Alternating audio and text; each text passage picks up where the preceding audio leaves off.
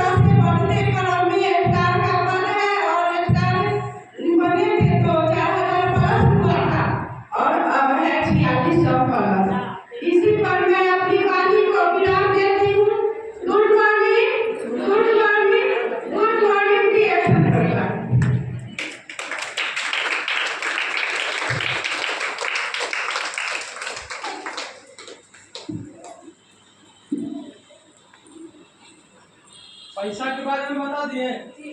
चलिए।